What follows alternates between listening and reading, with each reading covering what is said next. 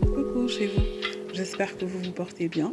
Je vous reviens avec une nouvelle vidéo qui est un weekly vlog culinaire.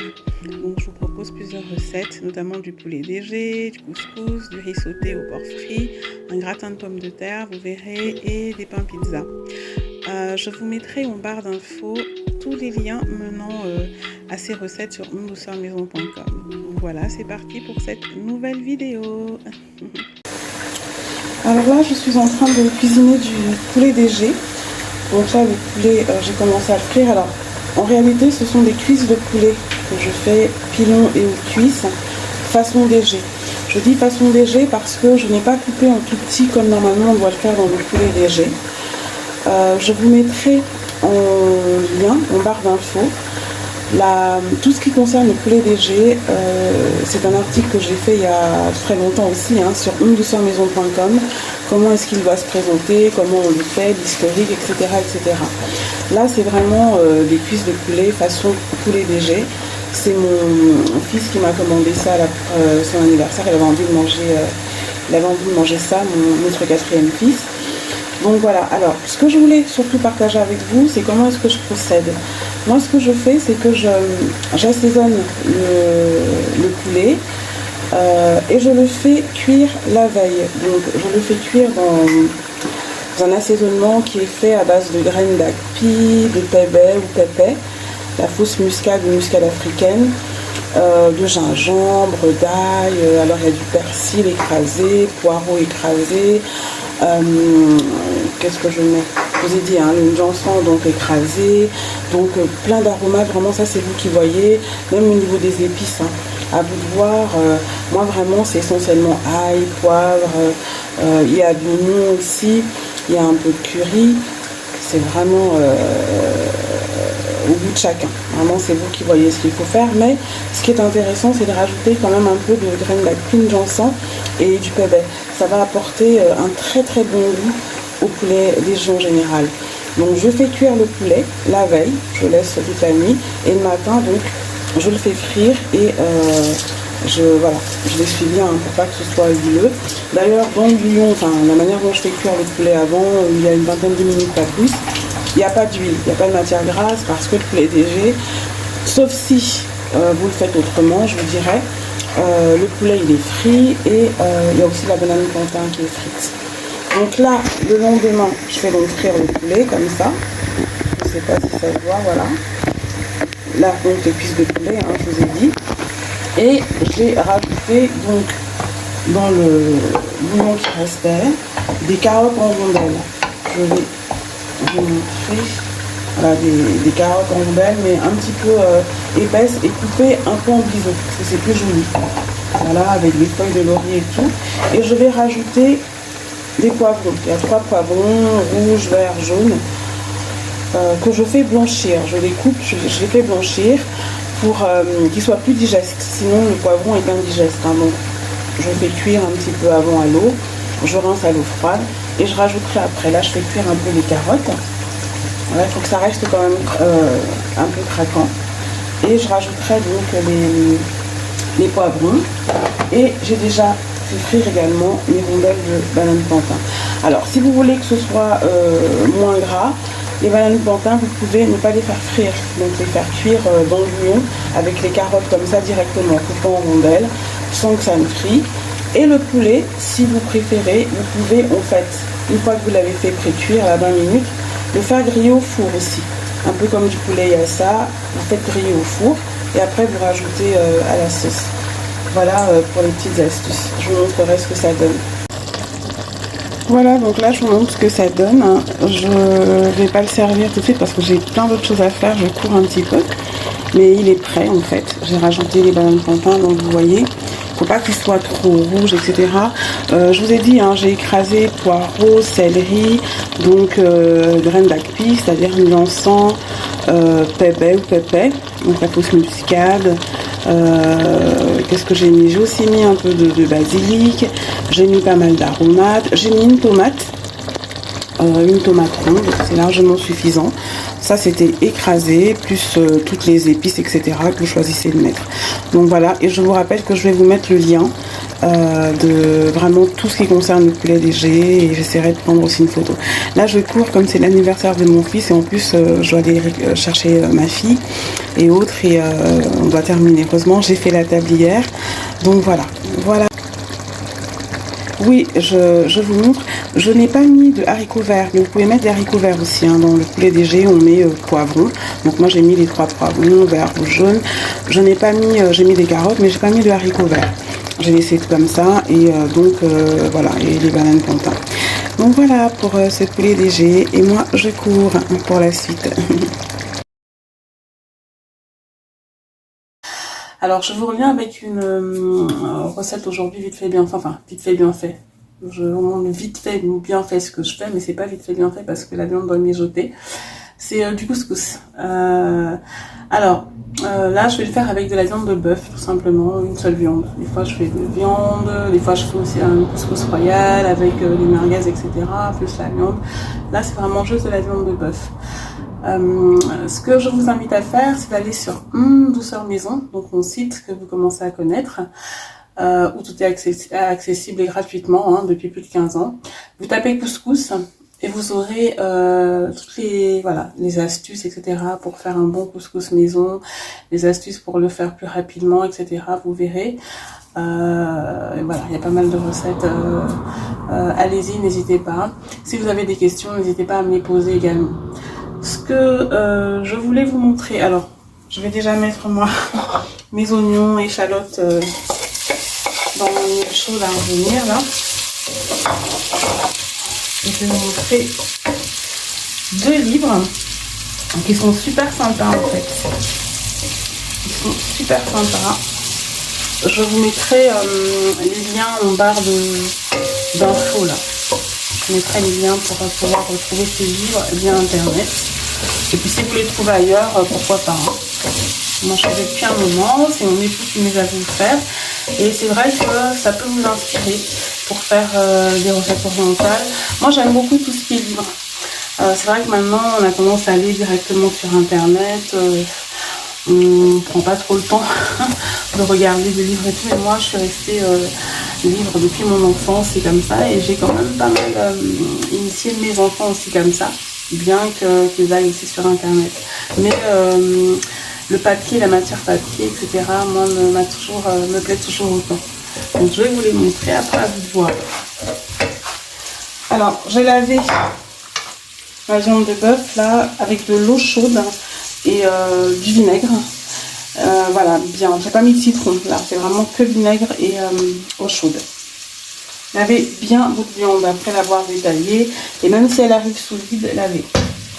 Donc voilà, alors ça s'appelle les délices du Ramadan. Alors les délices du Ramadan, mais c'est bien plus que ça parce que ce sont des recettes qu'on peut faire également en dehors du Ramadan ou Ramadan, selon comment vous prononcez. Et c'est vraiment c'est simple, c'est très beau et vous pouvez vous en inspirer pour faire pas mal de recettes. Voilà. Je vous ai dit en allant sur Douceur Maison, vous aurez la recette de mon couscous, notamment un couscous aux 7 légumes, etc. Comment faire son couscous rapidement et tout. Mais je trouve que ces livres sont super beaux et puis c'est beau. Moi, je sais que j'aime bien les voir dans ma bibliothèque. Mais je voulais les montrer. Et je vous mettrai des liens pour les avoir. Alors là, c'est tous les plats. Et vous avez le même avec les desserts. Et je peux vous dire que la recette, notamment des briottes au miel et à la fleur d'oranger, les dates, non, on n'aime pas trop, enfin les enfants n'aiment pas trop. Mais les recettes sont super bien expliquées, le livre est beau. La petite feuilletée au noir, un peu comme des baklawas, hein. Donc c'est super bien fait. Moi vraiment je vous conseille, je vous les conseille fortement si vous pouvez les trouver sur internet. Bah voilà, n'hésitez pas. N'hésitez pas à vous les procurer. Ils sont juste magnifiques, vraiment. Donc je vous dis, là il y a les baklawas traditionnels. Enfin moi je vous parle des gâteaux, j'aime bien. Mais après c'est selon les goûts. Hein. c'est selon les goûts. Je suis en train de chercher la recette. Je ne sais pas, là je vois. Alors, les crêpes au mille trous, elle est vraiment bien la recette. Si vous la suivez pas à pas, vous ne raterez pas vos crêpes et vous aurez vraiment des crêpes comme ça. Moi j'en fais des fois, vraiment vous aurez des crêpes comme ça. Les cornes de gazelle aussi, elle est bien faite. Les cigares au miel, ça c'est vraiment des choses que moi j'aime bien. Voilà. Voilà, ça c'est vraiment... regardez comme c'est joli. Je vous montre bien. Donc vraiment, si vous pouvez vous les procurer, les douceurs du Ramadan ou Ramadan, selon votre manière de prononcer. Là, c'est pour les plats. Là, c'est pour les desserts. N'hésitez pas. Voilà, donc là, moi je vais mettre ma viande et je vous reviens avec le produit fini. Ah oui, ce que je voulais vous montrer également, c'est les pains. Voilà, alors pour les faire, la farine c'est type 55 et j'utilise la même semoule que j'utilise pour faire du foufou. La semoule fine que j'utilise pour faire du foufou. Essayez de regarder dans les playlists, vous verrez, je montrerai le paquet de semoule que j'utilise, que vous trouvez notamment même je pense chez les bouchers ou c'est une semoule extra fine. Et là, pour ces recettes-là de pain, pareil, allez sur Une Douceur Maison, tapez soit pain, soit menu. Vous verrez, j'avais fait notamment des bat-bout. En fait, c'est la même pâte que je fais pour les bat-bout. C'est exactement la même pâte, si ce n'est que là, bah, je l'ai fait plus gros, tout simplement. Voilà, donc... et un petit plus, au niveau des carrés de levure de boulangère fraîche, les carrés du 42 grammes qu'on peut trouver dans les supermarchés, qu'on peut trouver dans les hypermarchés. Leclerc, moi j'en prends quand on va chez Leclerc et tout. Il y en a que je congèle. Aldi en fait aussi 40 grammes et ils sont moins chers. Ils sont moins chers que dans les supermarchés, donc quand vous en trouvez, n'hésitez pas à en prendre. Donc là, on va manger du couscous aux légumes avec un bouillon donc au bœuf et légumes et du pain comme ça. Donc là, si vous voulez que je détaille les recettes, il faudra vraiment que je fasse une vidéo dédiée à ça. Vous me dites en commentaire si vous voulez que je fasse étape par étape. Et sinon, je vous dis en allant sur unedouceurmaison.com, vous verrez, il y a pas mal de recettes de pain maison. Donc vous tapez pain, il y a toute une rubrique qui est dédiée au pain. Au même titre qu'il y a toute une rubrique qui est dédiée aux crêpes aussi.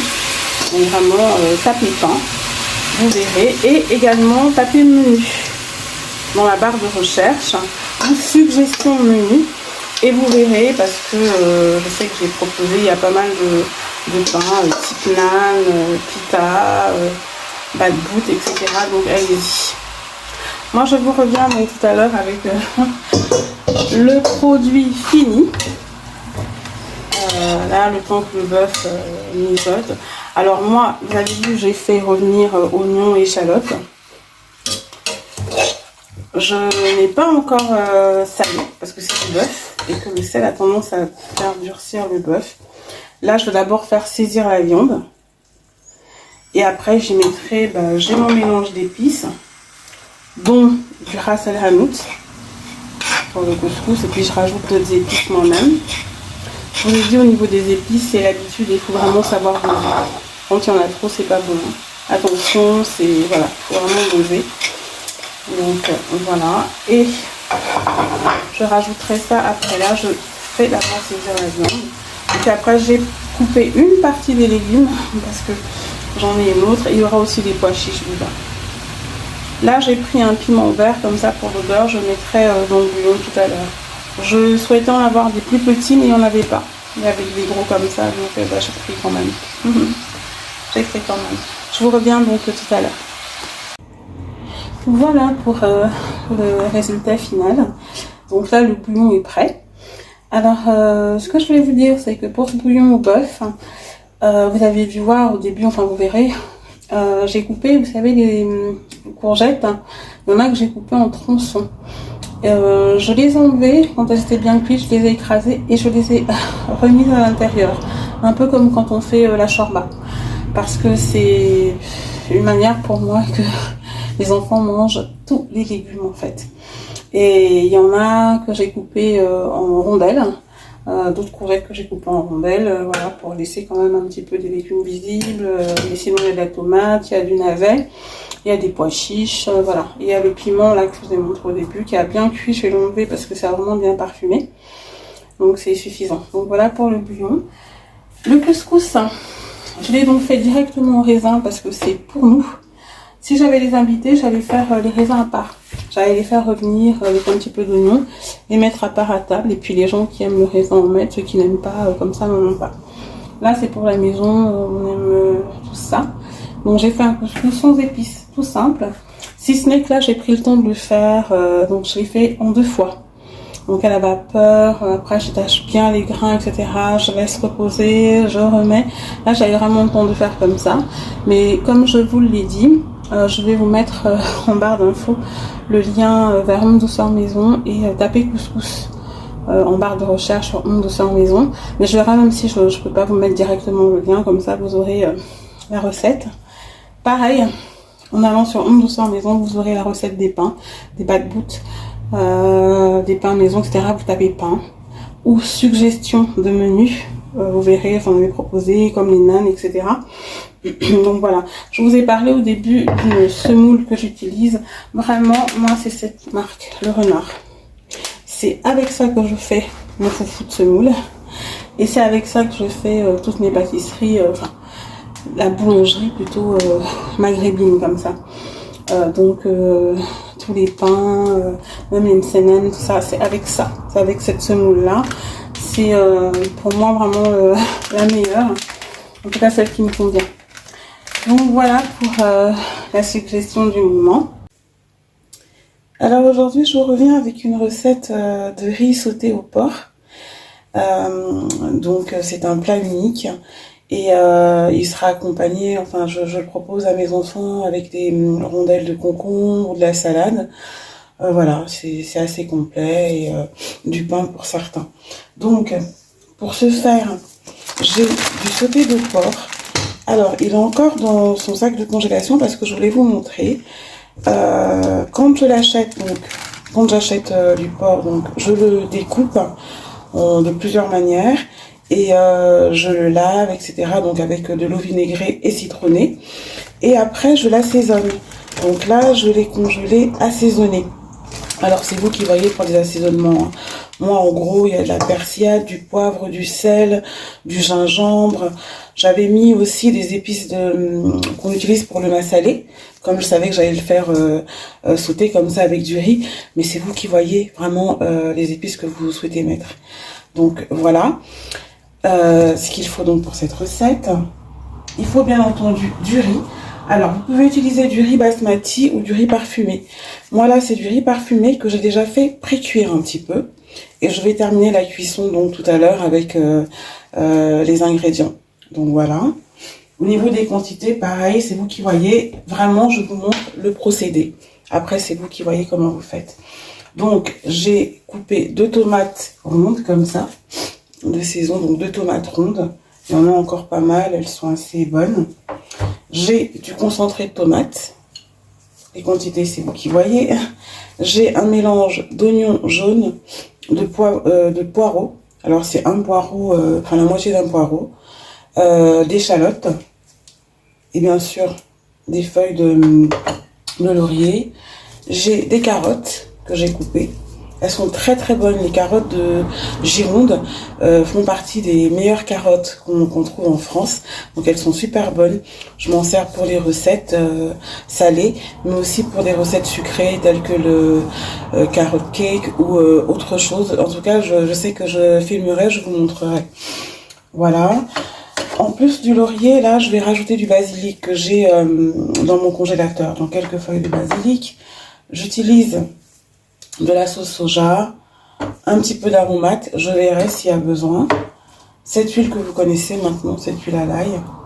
Et un peu de citronnelle moulu. Et aussi du curry. Je vais rajouter de la poudre de curry indien. C'est du curry fort.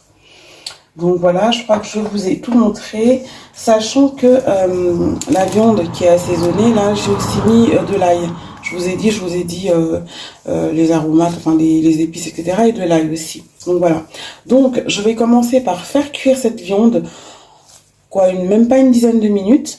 Après je la ferai frire un petit peu et je réserverai. Et le bouillon que ça va rendre, je le réserverai aussi pour faire sauter le riz.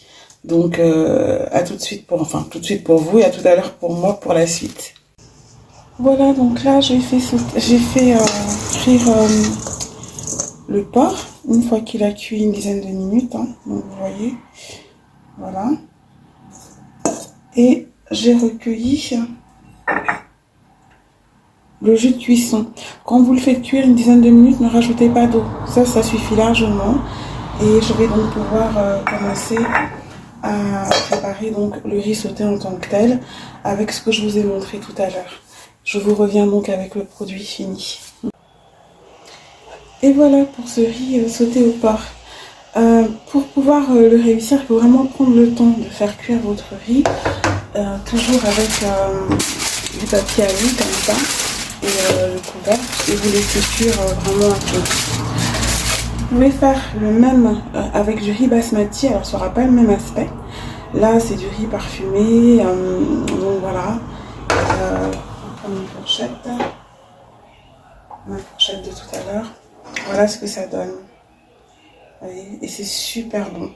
Donc là, moi, je vais leur proposer ça avec de la salade verte, des rondelles de concombre, et puis bien sûr du piment, et voilà, et puis de la sauce soja haute pour ceux qui veulent.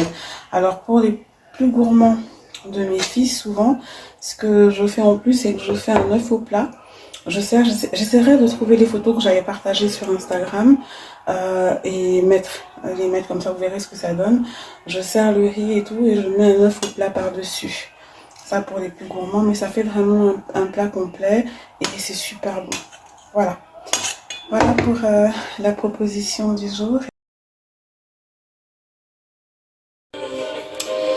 Coucou, je vous reviens avec une recette de gratin de pommes de terre.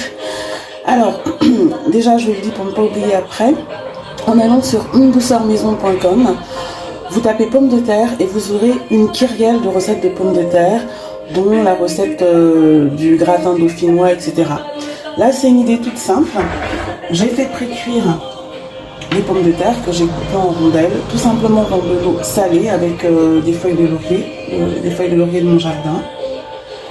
J'ai fait revenir des lardons avec des oignons et voilà comme ça, et un peu de poireaux. Alors il y a quelques rondelles de carottes qui se baladent parce que j'avais fait des carottes à la crème, il en reste un petit peu, donc j'ai mis à l'intérieur. Ça ne n'apportera que du bon goût de toute façon. Et il y a également de la persillade, en gros voilà, persillade, aromate, et donc oignons, poireaux, vraiment coupés en rondelles ou en deux, et puis après on la mêle. Ce sont des oignons de cette taille-là, là j'en ai mis 3. Je vais commencer en fait par huiler mon plat qui va dans le four. Là j'utilise un lèche frites. Donc c'est de l'huile à l'ail. Alors là elle est pimentée, mais vous pouvez tout simplement mettre de l'huile avec une gousse d'ail, ou vous frottez directement une gousse d'ail sans mettre d'huile. Voilà, moi c'est vraiment pour que ça apporte du goût. Donc je fais ça, comme ça. Et là je vais y mettre toutes les pommes de terre. Voilà, je vais les disposer. J'ai presque 2 kilos. Voilà, mais c'est vraiment suffisant. Donc je vais vraiment les disposer, vous voyez, comme ça. Alors, je les ai fait pré-cuire 10 minutes. Parce que je ne coupe pas les rondelles de pommes de terre à la mandoline. Donc il y en a qui sont un petit peu plus épaisses que d'autres. Ce qui fait que, alors sauf si vous voulez vraiment garder quelque chose de croquant, mais au moins là tout sera bien cuit. C'est pour ça que je fais pré-cuire. Mais sinon, si vous faites à la mandoline, vous aurez des tranches très très fines, et à ce moment-là, il n'y a franchement pas besoin de faire pré-cuire vos pommes de terre. Voilà. Là, au niveau des rondelles là, d'oignons avec le poireau, les lardons, persillade. J'ai également mis du poivre et un peu de muscade parce que, comment vous dire, les pommes de terre et la muscade, les gratins comme ça se marie super bien. Donc voilà. Alors, j'essaie de mettre un petit peu partout comme ça. J'ai la radio qui parle en fond, je vais aller l'éteindre quand je prendrai le fromage. J'ai complètement oublié de l'éteindre. Moi, je suis vraiment très radio quand je cuisine. Je préfère en fait la radio à la télé. Il y a des émissions que je suis. Donc, et je trouve ça beaucoup plus intéressant que de se penser devant la télé, de regarder la télé. Donc là, je pense que j'ai bien disposé partout. Hein. Voilà. Hop. Donc je vous dis à peu près là 2 kilos, un petit peu moins. J'ai gardé quelques pommes de terre parce que je vais en avoir besoin pour faire un bouillon à mon époux, mais c'est quasiment 2 kilos de pommes de terre. Donc voilà, et donc 3 oignons, c'est largement suffisant pour cette quantité de pommes de terre. J'essaie vraiment de colmater les trous et pas voilà. Donc une fois que c'est fait, j'enlève, parce que là aussi j'ai mis les feuilles de laurier, j'aime vraiment beaucoup ce que ça apporte hein, comme odeur. C'est pas tout le monde qui aime le laurier, hein, qui aime l'odeur de laurier, donc on n'est pas obligé d'en mettre. Et là, bah, un petit peu en fait à la manière d'une tartiflette, vous voyez, je vais disposer ma poêlée là, d'oignons, poireaux, lardons, et donc avec quelques rondelles de carottes, mais il y en a vraiment très peu. Hein. Je ne sais même pas si vous voyez 5, 6, c'était juste pour vous dire si vous voyez de l'orange, c'est en fait ça. C'est pas autre chose. Il m'en restait, donc j'avais fait une sauce à la crème avec des champignons. Quelqu'un qui a un ou deux champignons, il me reste un fond. Voilà, donc rien ne se perd. Voilà, donc on en a un petit peu partout comme ça. Et je vais vous revenir parce que je vais aller prendre la crème, mais je vais vous montrer comment je la dispose. Il n'y a rien à faire, vous ne l'assaisonnez pas la crème. Là, les lardons sont salés, en plus assaisonnés. Là, avec les oignons, je vous ai dit, hein, j'ai mis du poivre, hein, la muscade, plus la persillade. C'est largement suffisant comme assaisonnement. Et les pommes de terre, je les ai fait pré-cuire dans une eau salée avec des feuilles de laurier. Donc il ne faut plus rien rajouter, sinon ce sera beaucoup trop salé. Je vous reviens de suite. Donc voilà, j'en ai profité pour éteindre la radio. Alors, une fois que tout est disposé comme ça, je prends de la crème semi-épaisse, 30% de matière grasse, ça c'est la marque Leclerc, mais vous en trouvez partout, que je verse comme ça par-dessus. Donc c'est vous qui voyez, mais vraiment un peu comme une tartiflette. Hein. Là, moi, je vais mettre comment vous dire, 2 petites bouteilles comme ça, excusez-moi, j'ai un petit peu mal, de 20 centilitres. J'avais un doute, je savais plus si c'était 20 ou 25, parce que parfois j'en ai de 25 aussi. Mais pas de cette marque-là, c'est vrai. Donc voilà. Donc, tout simplement. Et je vous dis, il n'y a rien à rajouter parce que les pommes de terre sont légèrement salées. La poêlée, déjà les lardons sont salés. La poêlée est bien assaisonnée, donc avec du poivre, de la muscade, de la persillade, c'est tout. Là, c'est pas comme dans un gratin dauphinois où on va mettre du jaune d'œuf, un peu de lait. Là, c'est vraiment à la manière d'une tartiflette en fait. Hein. Si vous savez comment on fait les tartiflettes, sinon j'en avais partagé sur le site Une Douceur Maison. Et si vous le souhaitez, je referai. C'est comme ça. Voilà, on met de la crème comme ça. Et donc, j'ai un mélange de 3 fromages que je mets par-dessus. Je vous ai dit, ces mélanges-là, vous les trouvez vraiment dans tous les magasins. Là, celui-ci, c'est celui de Lidl. C'est celui de Lidl. Vu que je fais mes courses chez Leclerc, Lidl, de manière générale, Leclerc, Lidl et Intermarché. C'est vraiment les 3 magasins où nous faisons nos courses. Donc, je mets 2 sachets. Donc, vous voyez, c'est hyper généreux. Ce qui fait que l'accompagnement de ce plat, en fait, ce sera de la salade verte. Alors, ce ne sera pas de la sucrine. Là, j'ai pris le cœur de laitue, en fait. Voilà, ce sera de la salade verte et puis du pain. Et c'est tout. C'est assez complet, c'est assez riche. Et c'est un bon plat de saison. Donc voilà. Je ne mets pas de... Comment vous dire? Je ne mets pas de chapelure sur ce gratin-là. Il y a des gratins où je fais notamment mes gratins de pâtes et autres hein, avec de la chapelure. Là, non, je n'en mets pas. Donc, vous pouvez faire la même chose, hein, un peu comme une tartiflette, et puis mettre des bouts de fromage à tartiflette ou du camembert. Donc voilà, là, je vais enfourner. Une fois que ce sera bien gratiné, je vous montrerai le résultat. Et voilà pour cette version de gratin aux pommes de terre qui constitue donc un bon plat familial, enfin un délicieux plat familial de saison. Et surtout l'avantage, c'est que c'est un plat unique et qu'il est économique. Comme je vous l'ai précisé, ce sera servi avec une salade verte, là, une salade de laitue, cœur de laitue, et du pain. Je vous montre un petit peu, voilà, je vous montre un petit peu ce que ça donne. Allez. Voilà. Et les pommes de terre sont fondantes vu que je les ai fait pré-cuire 10 minutes. Mais comme je vous l'ai expliqué au début, si vous avez une mandoline, moi j'en ai une mais j'aime pas utiliser. En général c'est mon mari qui utilise la mandoline. Moi j'aime pas, je suis pas à l'aise avec. Donc si vous avez une mandoline, n'hésitez pas, à ce moment-là, vos tranches seront très très fines, uniformes. Et vous n'aurez pas besoin de passer par le passage pré-cuisson comme je l'ai fait là à l'eau salée pendant 10 minutes. Alors au niveau du temps, ça dépend franchement de votre four. Moi, en 15-20 minutes, c'est prêt, c'est bien gratiné. D'autant que les pommes de terre étaient pré-cuites. Donc là, ça dépendra de votre four. Voilà pour l'idée du jour. Coucou!